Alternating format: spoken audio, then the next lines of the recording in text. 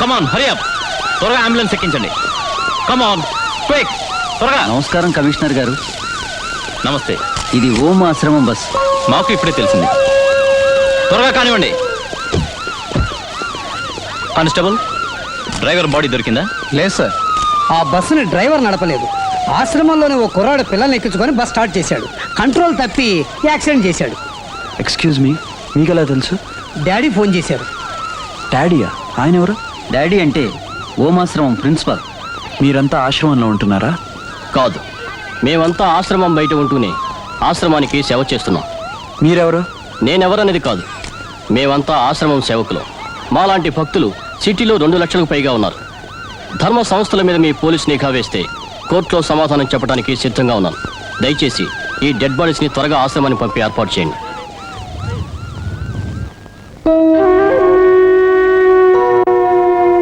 వచ్చాడు యమరాజు, తెచ్చాడు పాశము కోపముతో, వేటాడే మహారాజు చిన్నారి పాపల బ్రతుకులతో.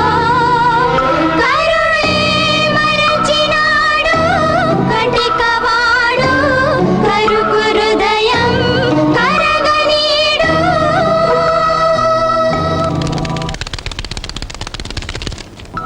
ఏ కల్మషాలు లేనందుకేమో ఈ వన్నె పూలను పిలిచెను ఆ దైవం.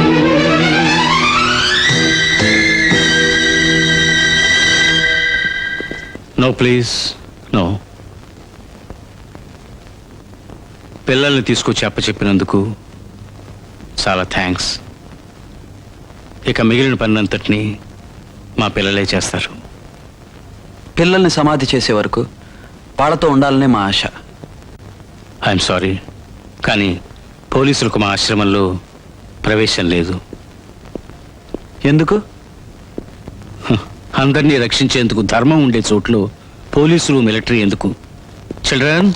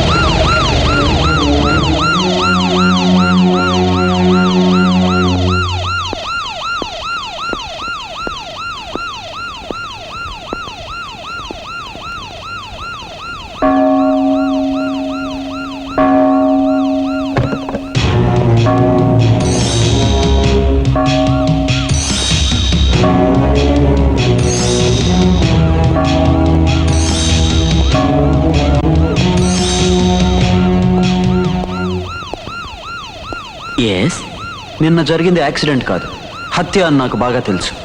ఎవరి అభిప్రాయాలు వాళ్ళు తెలియజేయడానికి ఆ భగవంతుడు స్వేచ్ఛనిచ్చాడు. ధర్మం దారి తప్పినప్పుడు దాన్ని అరికట్టడానికి భగవంతుడు మనిషికి శక్తిని కూడా ఇచ్చాడు. ఆ పని చేయడానికి ఆ భగవంతుడే ఇంకో అవతారం ఎత్తి రావాలి.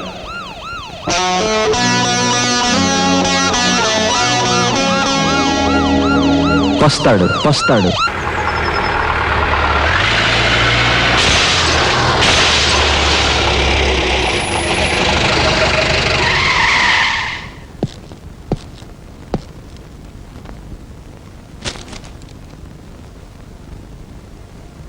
సార్,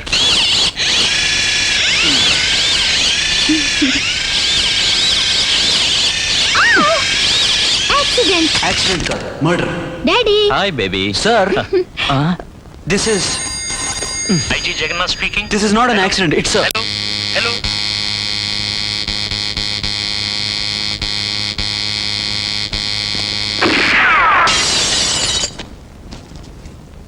ఓమాశ్రమం పిల్లలు చనిపోయింది యాక్సిడెంట్ వల్ల కాదు, అది హత్య. ఎవరయ్యా అది? పిచ్చోళ్ళ మాట్లాడుతున్నాడు. ఓమాశ్రమం బస్సు యాక్సిడెంట్ కదా? Yes sir, it's not an accident, it's a murder.